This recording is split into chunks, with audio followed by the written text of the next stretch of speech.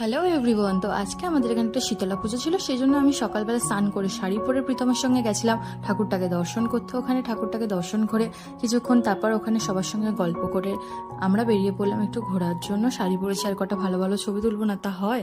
আজকে ওয়েদারটা ছিল সাংঘাতিক সুন্দর, কিন্তু ঠান্ডা হাওয়ার সঙ্গে একটা মেঘলা ওয়েদার, ভীষণ ভালো লাগছিল, যার জন্য আমরা স্কুটি নিয়ে একটু আশেপাশে ঘুরছিলাম। তারপর আমরা একটু ছবি টবি তুললাম। আমরা গ্রিন ভিউতে গেছিলাম, ওখানে গিয়ে স্লো মোশনে ভিডিও ছবি তুললাম, এসব করলাম। এই করতে করতে বেজে গেছিল আজকে 3:30। খুব খিদেও পেয়েছিল, তাই জন্য দেরি না করে চটপট বাড়ি চলে এলাম। বাড়িতে এসে সবার আগে আমি খেলাম পান্তা, যেটা শীতলা পুজোয় খাওয়া হয়, সবাই তোমরা জানো। তারপর আমরা খেলাম ম্যাঙ্গো বাটারস্কচ আইসক্রিম, যেটা খেতে আমার দারুণ লাগছিল। তারপর খেয়ে একটা লম্বা ঘুম দিয়ে বিকালবেলা উঠে একটুখানি প্যাকিং করছিলাম, কারণ কাল আমাদের একটা রাইস সেরেমনির ইনভিটেশন ছিল, যেটার মিনি ব্লগও আমি আমার চ্যানেলে আপলোড করব।